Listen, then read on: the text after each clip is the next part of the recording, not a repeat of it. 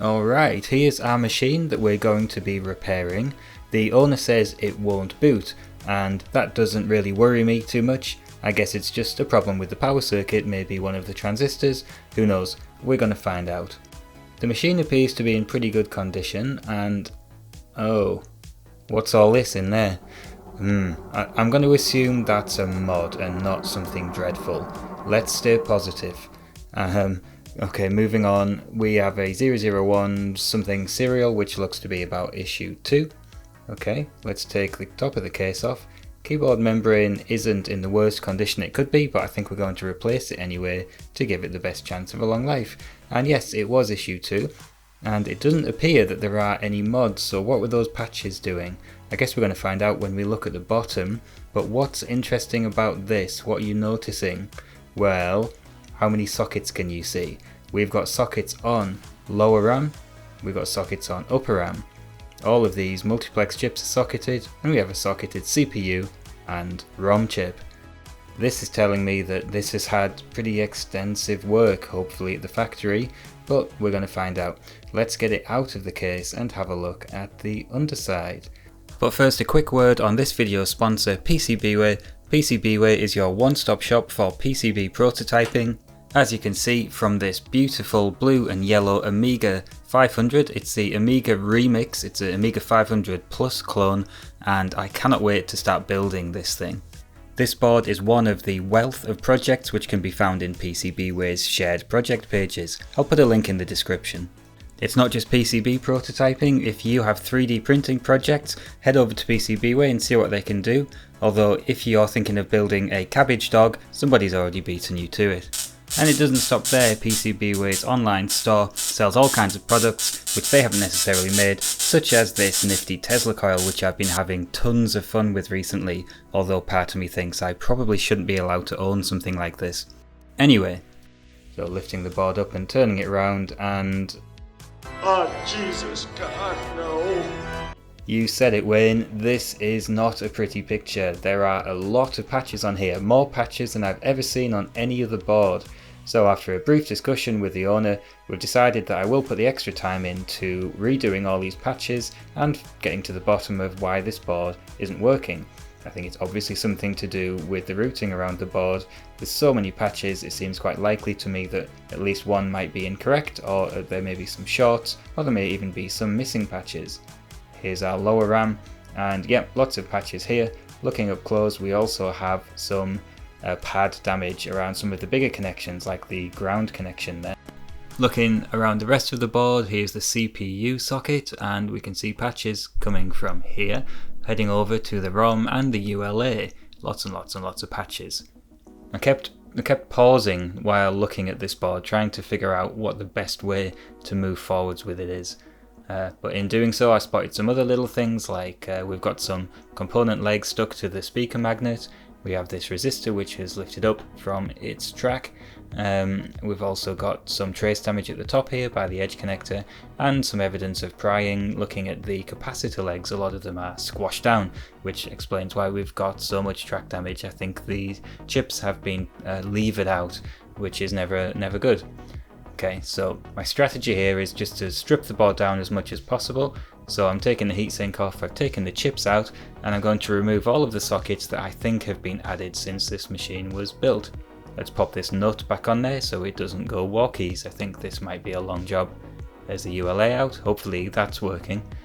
Just noticed the composite mod has been done with the wire, so we'll replace that with a capacitor if and when we get this thing working. And now I just spent quite a few minutes staring at it, trying to figure out what to do. And what am I doing here? I'm just doing some basic checks. I want to write down everything that I think needs doing to the board. So I'm going to do these basic checks on the resistances of the power circuit to ground as part of a suite of tests to try and make a list of tasks. What I'm noticing here is that minus 5 volts to ground is giving me 3 mega ohms. Now I know that can't be right because of R54, which is 100 kilo ohms and sits between minus 5 volts and ground. So let's put the probes either side of R54, and we're still getting something close to 3 mega ohms. I'm going to get that resistor out and replace it as part of the suite of tasks which I'm going to need to do to get this board working. Now if you look at the schematic at the top, you can see that all of the pins on lower RAM are connected to each other with the exception of the 2 data pins. And there are a lot of patches here, so obviously a lot of these connections have been lost. So what I'm going to do is I'm going to check continuity along the row of sockets just to check the current state of everything. Maybe all the continuity is there because there are lots of patches there, but I'm going to do all of the basic checks I can think of on the continuity around the lower RAM chips, just to be certain that I'm not going to miss anything. So continuity seems to be checking out. I went round all of the pins, checked continuity across from left to right along all 8 sockets. We did get continuity, apart from the data pins. And I'm just checking here that we have continuity between data in and data out, which almost always passes that test. And now I'm checking for shorts. And I did find a low resistance here, 100 ohms, between 2 pins that should not have continuity. And if I pressed harder on some of the sockets, it did start to beep because the resistance got lower. So I predict that there's a solder bridge or maybe a loose trace underneath there causing this short. And we're going to find out, because I definitely need to remove all of these sockets just so I've seen what's going on under there and I can give at least some kind of guarantee that the work is good. So all of these patches, I need to write down every single one of them, just so I've got a note of what has been done. Then I can be careful to not miss those patches if they do need doing. And this is the list of work that I ended up doing after inspecting this whole board. Feel free to pause and have a look. There's some previews here of other things we're going to discover along the way. And yeah, it's a pretty hefty to-do list, so let's get on with it. Getting on with removing the patches, because I have written down what patches have been made. You might be thinking I could have left those in and just checked continuity around, but because I'm doing this as a repair job, I really want to see everything for myself and make sure that I've done everything. Then I can, as I mentioned before, give some kind of a guarantee. As I'm doing this, I'm finding more loose traces and little wires. I guess that wire is from the spider mod, which has been cut out. Now that the patches are removed, I'm going to do the lower RAM continuity checks again, just so I can confirm my list of to-dos around the lower RAM. And with that done, I'm going to start removing sockets. So let's get Daisy out and let's fast forward a little bit in time, because this took quite a long time. Okay, that's the lower RAM sockets out, and the Z80 and the ROM socket. I'm also going to remove the capacitors and redo those. And oh dear, here we are. This is the top side of the board looking at the lower RAM chips, and you can see we have some pretty extensive damage, especially around IC10. Here's a quick quiz. Can you see the problem with these capacitors other than that they've been bent down by prying? I'll give you 3 seconds. Okay, here we go, find the error. Did you get it? It was C8. It's not been fitted correctly, which is interesting. I wonder when that happened, because I don't know why the owner would have changed that. Maybe that's a factory mistake. I don't know, has anyone else seen that? Anyway, continuing our tour of destruction, the keyboard connector here has some damage to the left of it with the traces which are traversing along the bottom of the Z80 footprint, and there's also various bits and bobs between the Z80 and the ROM which we're going to have a closer look at when we start to do the patchwork. Turning our attention back to lower RAM, I'm going to go around and just try to spot every bit of damage I can find, every little solder splash I can find, and clean them up. And yeah, there's quite a lot. We've got missing pads, we've got this entire ground pad has been removed from the ground trace, which I think I'm going to put some thick patches over these 3 first chips just to make sure that the ground connection is good, because that's not looking too healthy to me. We've got various bits of leg of component dotted around, which I think were used to try to patch the vias or the joints to the traces where damage has occurred. I'm just going to do them all with enameled wire on the back of the board. So I'm removing any pre-existing patchwork and just checking around, looking for missing continuities, looking for patches to remove like this one, and looking for traces which have lifted so I can cut them back to reduce the risk of any shorts. Let's give it a little clean because it's really a mess down here. Alright, it's a little bit easier to see what we're doing now, and just again continuing to clean around, find problems such as this lifted trace, tidy that up by cutting it back. I don't want to try and bend them back into place. I want every patch to be visible on the back of the board because it's going to make this job a bit easier to track and in future to debug if something does go wrong. Alright, we're up at the Z80 socket now, and I'm finding some more microscopic breaks in the traces, such as this one, which had bent towards this pad. So I want to make sure that that short isn't going to happen when we solder in the socket or at any time in the future. Same here, we have a loose trace which I'm going to trim back, and these are lining up with the Excel sheet that I've got with all of the to-dos on. I'm not finding too much new stuff to do.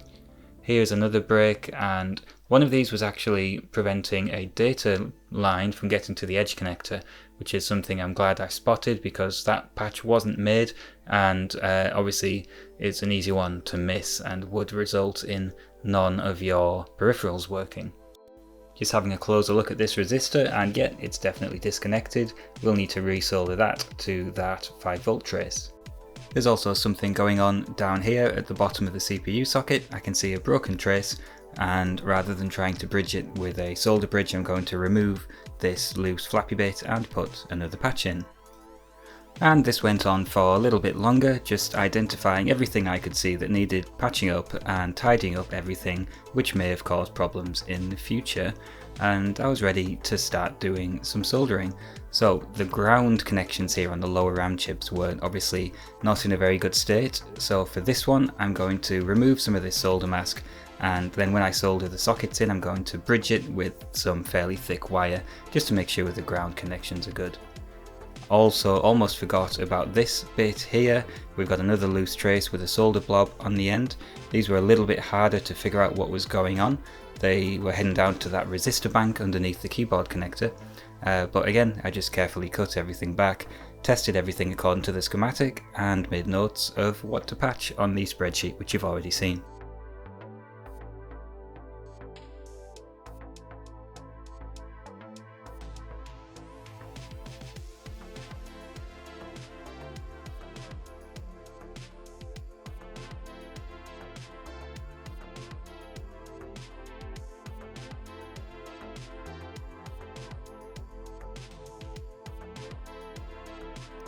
Okay, I was finished with that last little trim, and there's my complete list of jobs to do.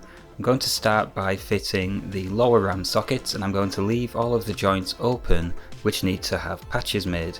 So I'm just soldering in the sockets, keeping them all nice and flat and flush and neat. And I'm going to leave all of the joints open which require a patch. This is going to make life a little bit easier when fitting the patch wires, and hopefully that will result in a more tidy job. So the sockets to the right of the board, as we're looking at it now, weren't in such a bad state, but then things went downhill from there, going right to left. Maybe impatience set in when whoever was doing this work was removing the sockets, or maybe it was the other way around and they gradually got better at doing it. But here it is, here's our lower RAM with lots of holes in, and as promised I'm going to patch the ground wires for these chips, which didn't seem to have a very good connection based on the traces on the top side and the missing joints or missing pads on the bottom side. So I'm choosing a couple of sockets which do have a good ground connection and bridging over with this thick blue wire. So that's the first one in place. I did have to squash the end of this wire to make it fit in the joint where it's being shared with the pin of the socket, so it's a really good snug fit, good connection. Now we can start patching. I'm not showing you how I scrape the enamel off these patches because I think my method of doing it is ridiculous and stupid. So I'd like to hear from everyone watching, if you're still with me, how do you remove the enamel from the end of these bits of wire? How do you do it? There must be a better way than what I'm doing. So as I'm patching, I'm just checking continuity over the patches I've made, and I'm also checking for shorts with adjacent connections. This, I think, is one of the data lines which wasn't making it out of one of the lower RAM chips, and there was a really long patch wire on that sending it up to the ULA or the CPU or wherever it went. But I found a via alongside, and I was trying to do this throughout, trying to make the shortest patches possible.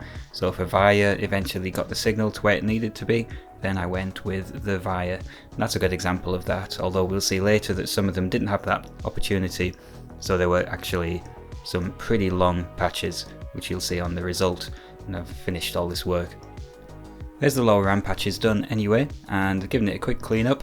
Now I'm going to turn my attention to this resistor. So it is just mounted on the surface to the thick 5V trace which goes to the Z80. So I've trimmed it back a bit, bent it 90 degrees and soldered it directly to the trace with possibly a little bit too much solder. Okay, turning the attention to the Z80 and ROM sockets, tidying up the little bits of solder which were left in the joints and soldering in, again leaving the joints open, which are going to need patches. We can get the sockets in place and start patching away. And like I mentioned before, trying to keep these patch wires as short as possible for neatness and presentation, but ones like this one unfortunately didn't have an opportunity to be any shorter. They were just routed directly over there on one side of the PCB. Okay, on to one of the most tricky parts of this job. I think the trickiest thing about this job was just being slow and methodical and not starting to rush at any point. But this little trace repair is tricky, and I know there's a lot of ways to skin a cat, and I'm again interested in how you would have handled this, but I've decided just to take a slightly longer than the break piece of enamelled wire with the end scraped off and get a good few millimeters of connection made on each side of the broken trace. And I did also check that the edge connector wasn't fouled by it, so that's all good. Okay, fast forward, we've made all the patches we think we need to make, and I'm just scoping the power supplies, the voltage supplies to lower RAM. There's a bit of oscillating going on here with the 12 volts, which is slightly worrying, although it wasn't a large oscillation. I'm going to put some load on it, so I was basically testing it unloaded there, so now there's a load on it. Let's have a look at the voltages. -5, +12 and +5 are all looking pretty good. That's a positive sign, but the machine isn't looking too hot really. It's booting, but there's a lot of interference here, strange blocks flashing up and sporadic failures. It's a mess really. This is the sort of thing I expect to see when there's some kind of a short or something a bit off script going on. But we saw something funny with the 12 volt supply, so what I've done is I've replaced the coil because I've been told that had been rewound as part of the work that's already happened on it. So let's just put a known good one in and remove that variable. I've put in a lower RAM replacement board as well.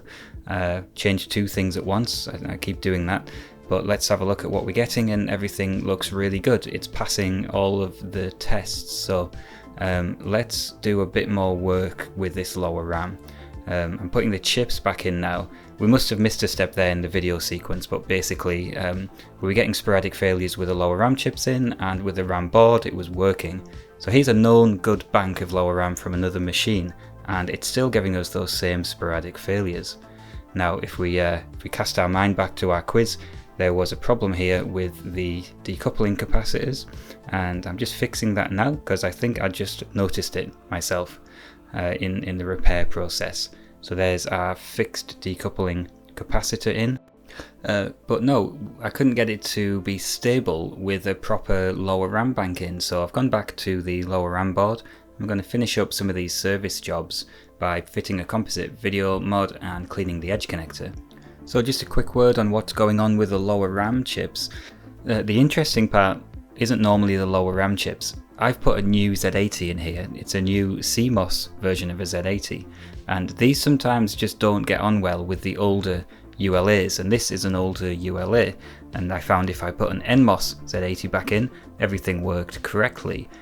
Some incompatibility. I'm not sure exactly what the difference is or what the problem is. It's almost certainly timing related.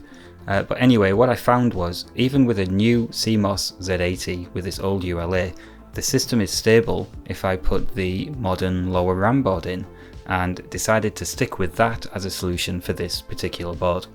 And that would have been wonderful if we were finished, but I was getting some weird effects on the border of anything that has fancy border generation, and it was failing the interrupt test on the diagnostic ROM. And the speed that text scrolls, I think, is dictated by the rate of an interrupt, and that interrupt rate is too high, and that means that the text is scrolling too quickly. So we needed to go back to the board and probe around and see what's going on with the interrupt signal. And yeah, lo and behold, I found that there was another missing patch which hadn't been done on the original repair job, and I had missed it during my inspection, and that fixed everything. So let's fast forward a little bit through the RAM tests, get to the menu, and I can show you this interrupt test passing. So here we are, it's in the system ULA tests, I think, number 6, and then we go for the 50 Hz interrupt test number 4. And look how much slower it's scrolling. And I assumed that when it was failing because there was no connection for the interrupt signal. It was floating, and when it's floating, it basically rapidly goes on and off, and much more rapid than the 50 Hz, which was expected. So a couple more last jobs. We're going to put a new keyboard membrane in. That was relatively painless, thankfully, not too much super glue in the mix, and we can get on with some final testing. Putting everything back together, I let it run hot on a soak test, and unfortunately I found that the tuning drifted, because it's an issue too, and we've had a lot of experience with these recently.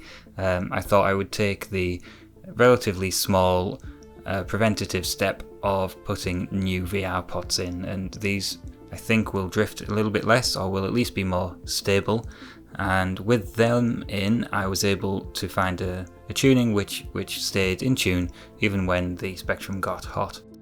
And that's about it really. And I am having this as one of the most difficult repairs I've done, not because there was any particularly difficult rabbit holes to go down looking for faults, but just because of the scope of the work and the care and patience that was required to make sure I did a good job. I'm pretty bad for taking shortcuts or rushing or getting impatient, so it was a test for me to do this properly, slowly and methodically, ticking off everything on that spreadsheet along the way. I'm very glad to have it running nice and stable, and it's on its way back to the customer already. Oh, cool. Thanks for watching everyone, and I'll catch you in the next one.